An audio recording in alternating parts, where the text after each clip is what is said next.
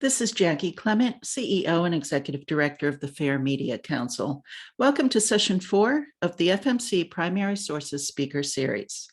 This new event series is designed to help you work smarter and succeed faster in the new now. To see the program schedule of live and on-demand events, please go to fairmediacouncil.org. The Primary Sources Speaker Series is made possible by the following sponsors: Mount Sinai South Nassau, Protiviti, Hofstra University, Northwell Health, and the Bartol Law Firm. Today, we are fortunate to be hosting Abigail Posner for a fast chat on technology and humanizing the digital experience. Let me tell you a little bit about Abby before we begin.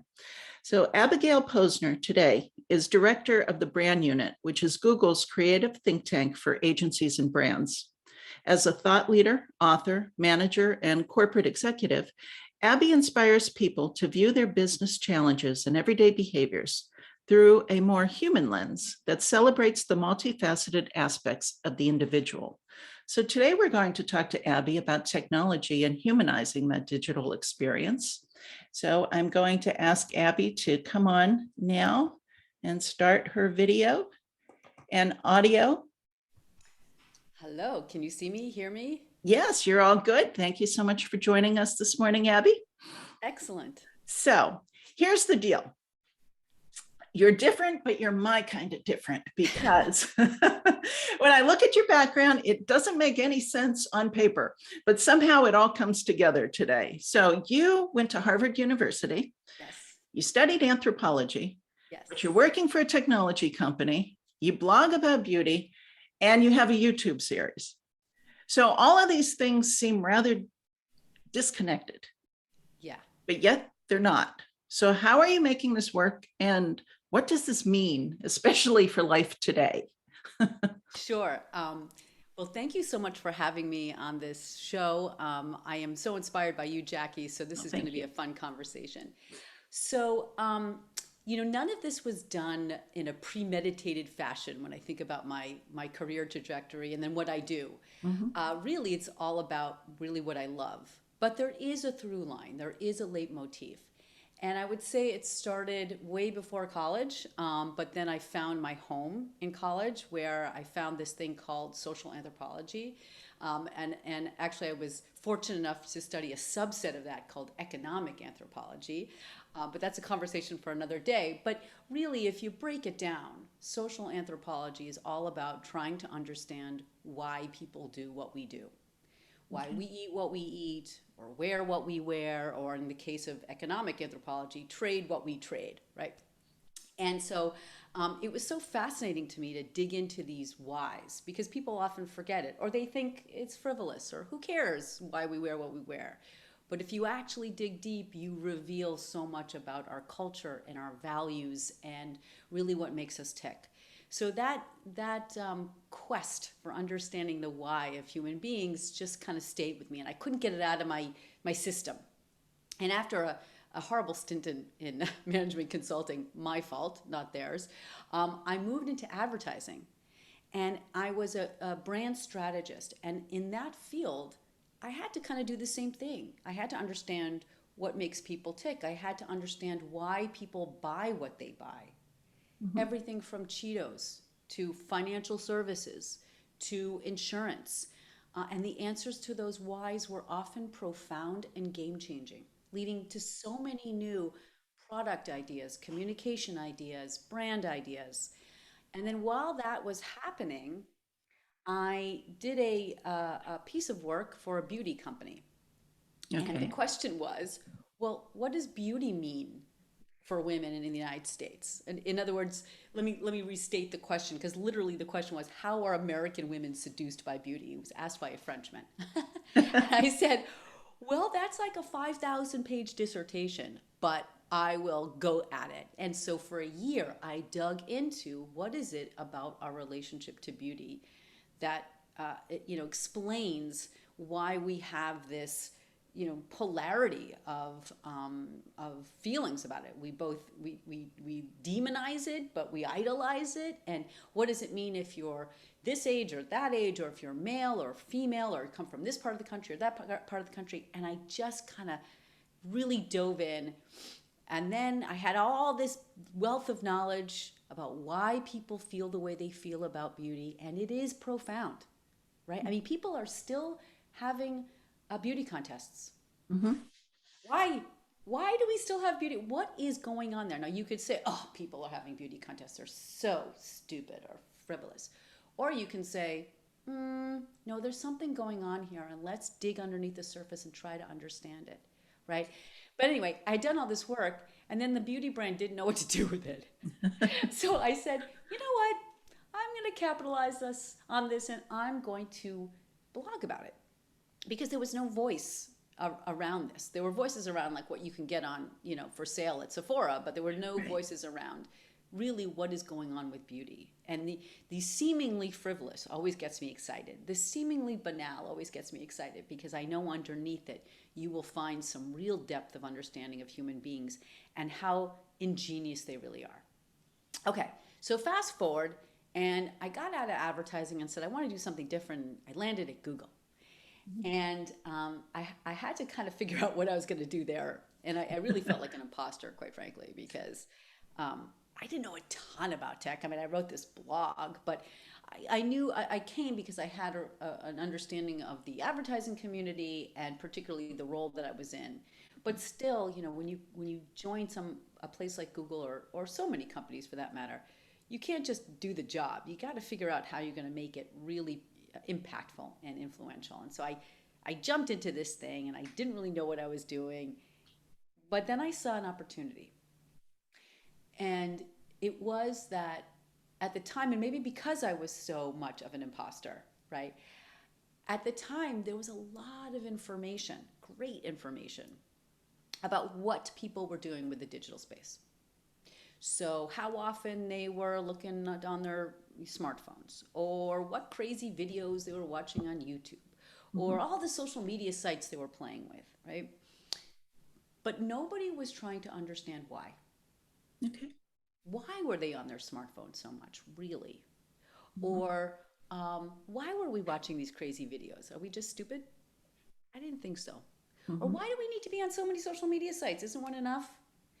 And so by digging into the why, I felt like we could reveal really what was going on here, what was so powerful about these different places and spaces, and then ultimately how my clients, who were advertisers, could leverage these different digital experiences to make them as powerful as possible, to make them to really tap into what was meaningful, and then hopefully help Google continue to develop these platforms in a way that was befitted how people were actually using them and the benefits from them.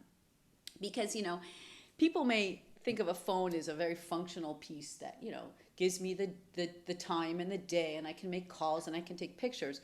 But then what we do, because we are so ingenious as human beings, is then take them and reimagine them to really fit what is so core to us. And so I said, well, let's go and hire some anthropologists and go into the field and really understand why we have the relationship to this technology that we do.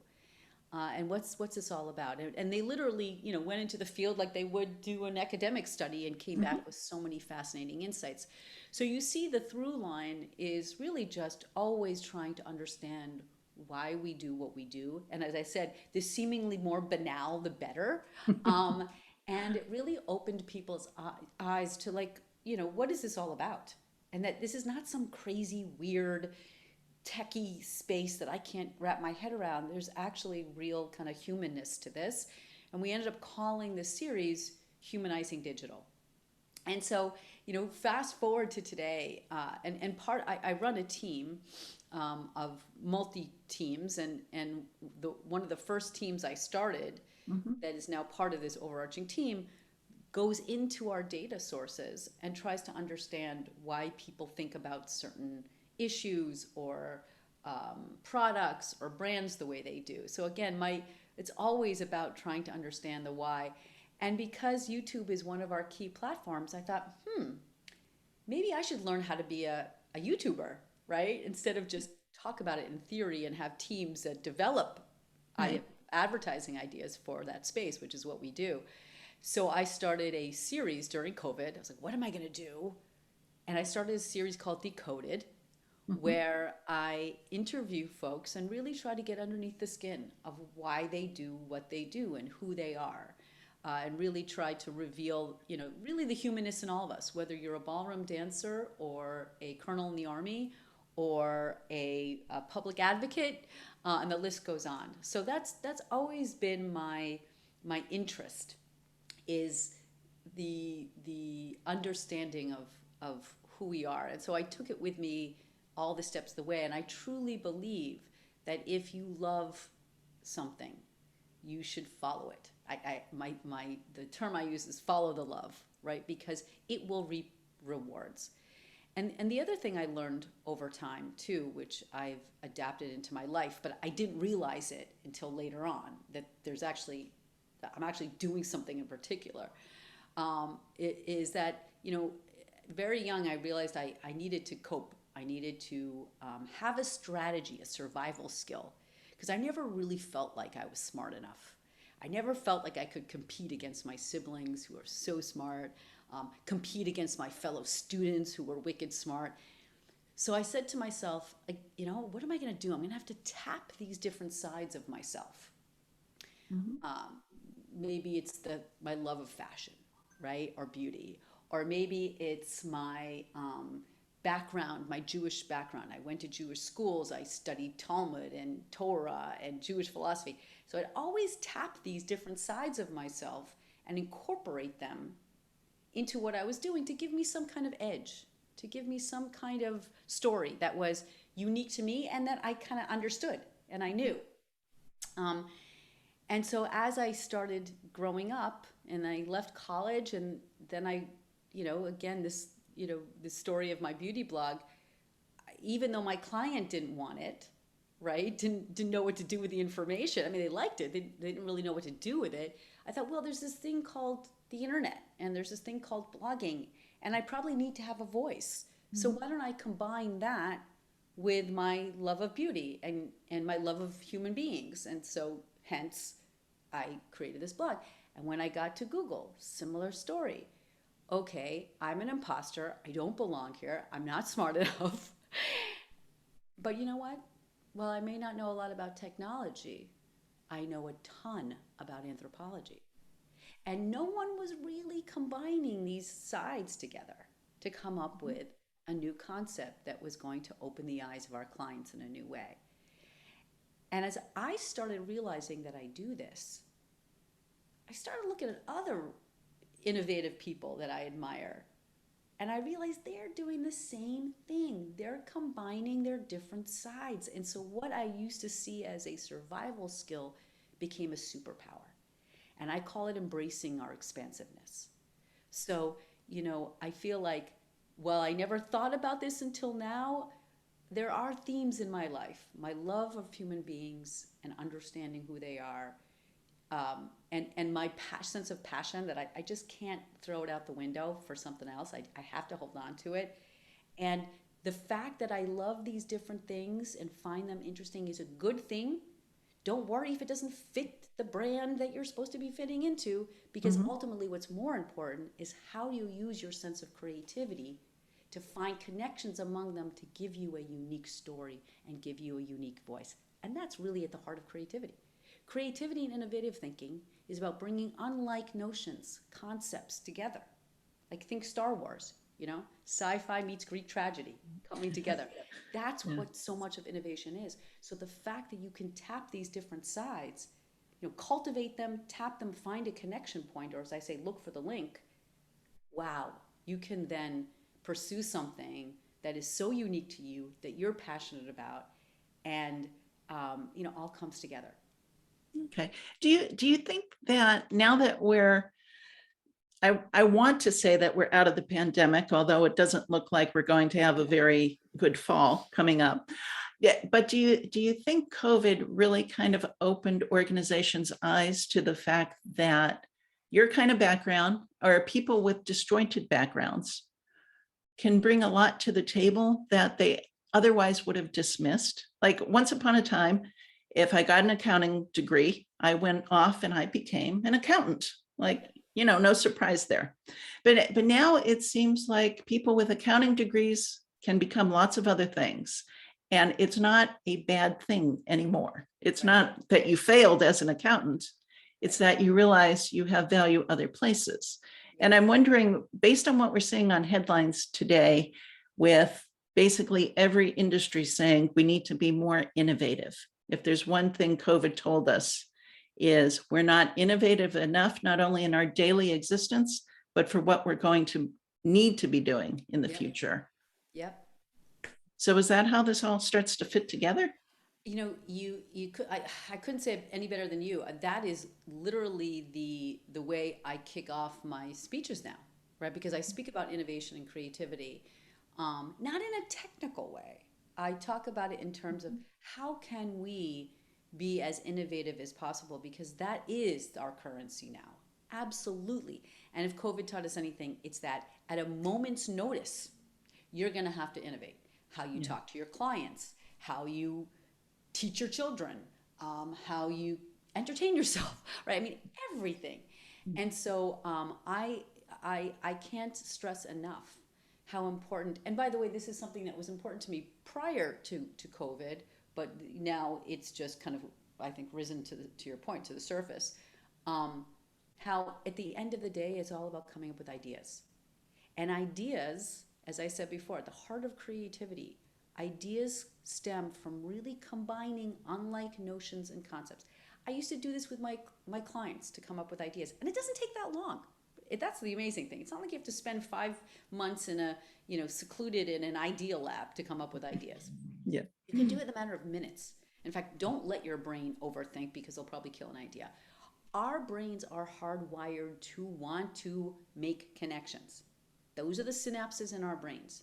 And in fact, the more random the stimuli, the better, right? So first of all, we are all hardwired to want to be creative. So no one should think, oh, well,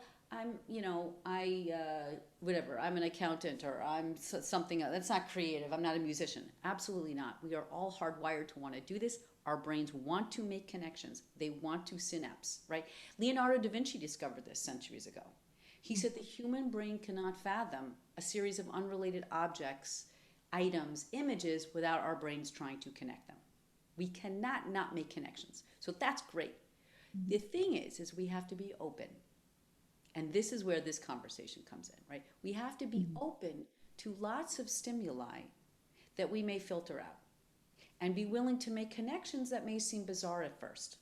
Anthropology and technology, you know, beauty and thought leadership, right? I mean, all these things, Jewish philosophy in my studies in college, and anthropology and economics, what? Right? You have to be willing to make these connections that may seem bizarre at first, but it's these connections that bring forth something new and powerful. So, absolutely, this is the time to be innovative, and I think it's exciting because it doesn't mean you have to become somebody you're not, just the opposite. What is it that you have within yourself that is going to be a powerful source of innovation, right? It's all these different sides that only you have. So Jackie, like back to you. What are just name 4 different things that may seem totally disparate, but yet you figured out a way to connect them. Okay, let's see. I wasn't prepared to actually answer questions, but here we go. Guinea pig. Well, probably my writing and my dancing, which, okay, they're both creative, but they're different Totally. on some level, but they're also the same on another level because when you write, there's a rhythm to it. When you dance, there's a rhythm to it. Yeah. And now I can write about my dancing. So it's a different thing to write about. Totally. So that's how that comes together. And you just did that in like a minute. Yeah. I put you on the spot. You had did. no prep for that. Did that, and so imagine what you can do when you say, okay, my love for fashion, my mothering, I'm a mother of 3, my interest in my Jewish background, the fact that I love to be on stage, a ham for the camera. I mean, all these things start coming together. No wonder I'm a public speaker, and I bring these things together to share them with the world. Because not only do I love to learn about how amazing people are, I love to be able to share it with others and see how they can go, yeah, you're right. I am pretty, that is amazing. We are amazing as human beings. Mhm. So it all comes together. Yeah. So I want to backtrack a little bit, though, to ask you about some of the whys. Yeah. So we seem to be in a very serious relationship with technology now because of the pandemic. It's our way to connect when we can't see people physically.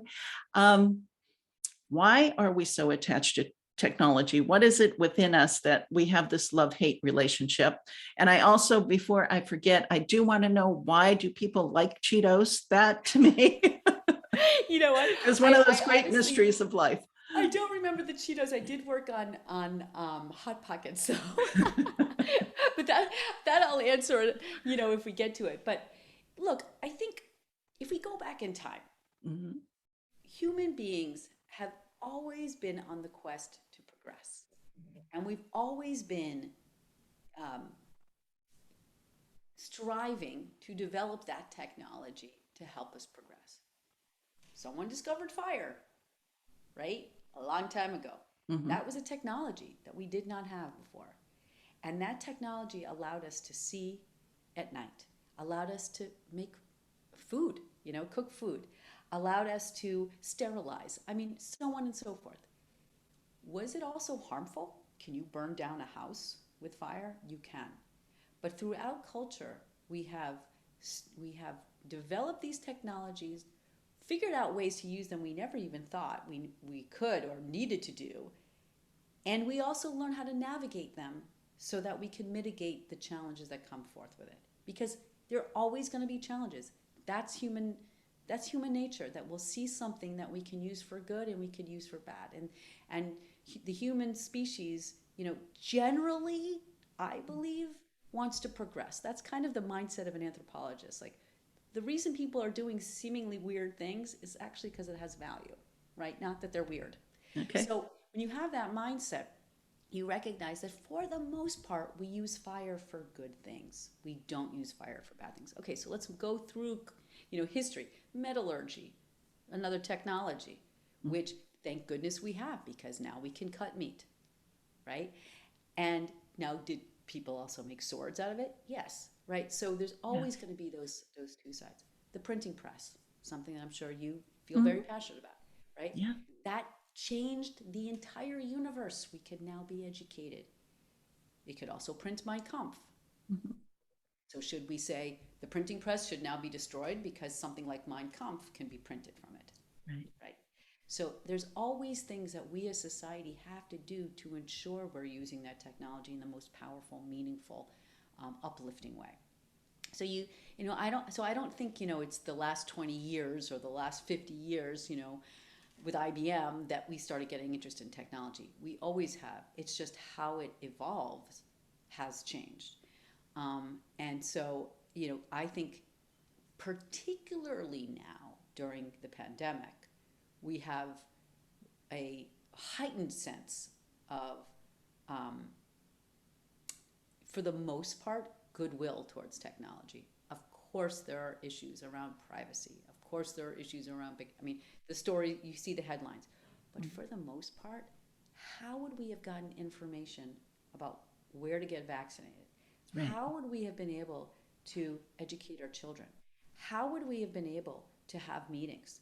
How would we have been able to, as fundamental as it sounds, entertain ourselves Mhm. without the technology that we are using right now to enlighten each other, right? And so I think there's a lot of headlines. People, there's some people who just love to live in fear, and Yeah. there is that. And sometimes it's warranted. I get it. But we often don't realize how powerful and uplifting and enlightening and edifying the technology we use every day is, because we take it for granted, or it's not sexy to tell stories about that. And so when I bring anthropologists in and reveal and help us understand and see really some super meaningful ways we're using technology and don't even realize it, all of a sudden we go, oh yeah. And it's not so much, therefore I love the technology. No, the Mhm. ultimate goal is to say, oh, therefore I love human beings. Okay. Yeah. So when you talk about expansiveness now, Yeah. is there any kind of boundary to it? I mean, look, I think just like with every type of brainstorming session, some some of your brainstorming sessions are stinky and some of them are good. As long as you do enough of them, Mm-hmm. right? You'll come up with something good. So for example, I would often, to help my clients come up with marketing ideas, I would say, okay, get into a group. We're going to spend 10, 15 minutes and we're going to try to combine different stuff together, different variables together. A consumer truth. Human beings love the taste of strawberry soda. Okay. A cultural truth, diversity and inclusion. A product truth, the soda is all natural. And then something about and then combine it with let's say a platform, YouTube. Okay. See if we can find the connections among these different things. Spend 20 minutes doing that, move on to another brainstorming session. And then you change up the variables, right? In certain cases, you're going to have ideas that really resonate, and certain ideas that don't, right? Certain variables mixing together will work, and in some cases they won't. But you don't know. I don't know. So when you say limits, I think it's that maybe it's not about combining every single side of yourself to solve a challenge. I think certain challenges will really benefit from combining certain sides, and other challenges will benefit from combining other sides. So for example, going back to Humanizing Digital at Google, that was the combination of tech meets anthropology. I didn't have to bring in my Jewish background there. There's no reason to. I didn't have to bring in necessarily my love for beauty. Didn't have a role.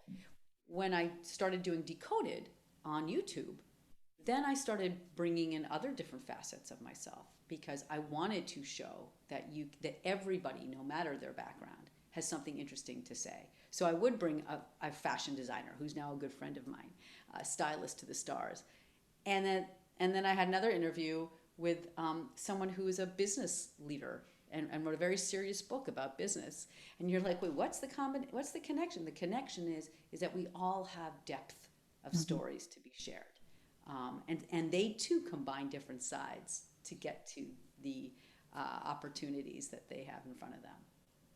Now, I like one of the things you brought up is how you started on YouTube as a way to actually experience what you would otherwise be theorizing in the office. Correct.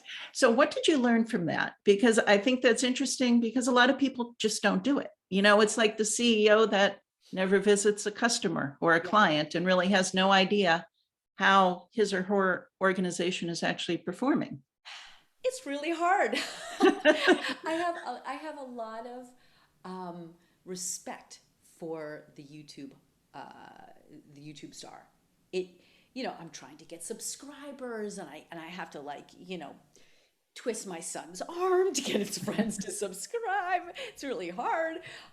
Just the setup. I learned how to edit. I'm not saying I'm a great video editor, but all the skills that are necessary to prepare and then to set up and then to, then you have to do a kick-ass interview.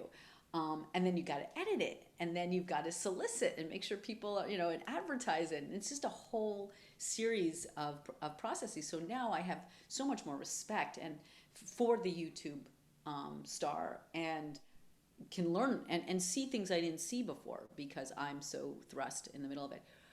But at the same time, I think I don't want people to be afraid of it too, because what did I know? I remember I was trying to pitch a TV show, totally different story. And then COVID hits and everything falls apart and I'm all depressed. Yeah, right. And my buddy says to me, what are you doing? Just get off your butt and do some kind of, YouTube type show. Why not? And I thought, it's too much work. I can't do it. I mean, I know the platform, but I got to buy the lights. I don't know what I'm doing. No, one step at a time. You can figure it out, and anyone can do it. And that's so cool. That really, if I can do it, anyone can do it. Yeah. So what would you have in terms of advice for people today? Because everybody's into technology. Everybody's trying to get their message out. Yeah. Everybody's trying to be remembered, which is really the hard thing now, because we're all exposed to so much information. It's hard to remember anything anymore. Totally. Doesn't matter how old you are. It's no longer like an issue if you're old. No one remembers anything. So what kind of advice do you have for organizations that are using technology, but maybe aren't rising to the level of the human element or that human connection? How do you do that? Yeah. Well, the one particular study that we did in our Humanizing Digital series was around social media. And what we found was that it was a very human place. There's like a certain lingo that and you the expectation is that you are vulnerable. The expectation is that you are open and honest, and sometimes more honest than you would be not on that platform. And we realized something that if you are a company or a member of a company or you're just a human being, you have to be authentic. It just will not resonate at all. And after looking at all the insights around how people are using this space, what we recognized was that actually what people were doing were self-making, and self-making through others. And what I mean by that is it could be starting a company. It could be creating a video series. It could be getting a haircut, right? But what happens on this space is that you are vulnerable and honest. So there's no filter. I mean, yes, you filter your picture, but you don't necessarily filter what you're trying to share. You put it out there in an open and honest way. People then respond in an open and honest way. You solicit feedback and ideas. I mean, the whole notion of crowdsourcing, hive mind, is reflective there. And through that process, through the exchange of ideas and insights, sometimes negative points of view, sometimes positive points of view, you start learning about yourself and how you show up. So whether you like my haircut or not, or how you think I should style my hair, then makes me kind of realize how I could potentially show up in this world. You're helping me self-make. Or if you have ideas about an article that I'm writing, or a business that I'm starting, all of that allows me to self-make through others. And then people participate in that and then purchase it or then comment on the article or whatever it is. And that's a deeply human experience. And so if you're going to leverage these technologies, don't be afraid to be you. But what that means is you have to take a look at yourself and say, well, what is me? Right? If you say, everyone's 25, I can't do it. Well, just the opposite. That's why we need someone who isn't 25, right? People are craving real, and I know authenticity is kind of one of those throwaway words now. So, replace it with what feels right, but it's really who you are. And that's why not only kind of understanding and being self-aware is critical, but that combining of different sides helps you there too, because you will have a voice and a story that is both vulnerable and real, but unique, because you want to be unique, right? So, I mean, it all comes together, and we have to let go of being afraid of being real. Doesn't mean you have to look like a mess. Doesn't mean your lighting has to stink. I mean, that's what we learned. Like, you got to upgrade the lighting. The sound's got to be good, because people want to feel you and feel the real you. They want to hear the real you, right?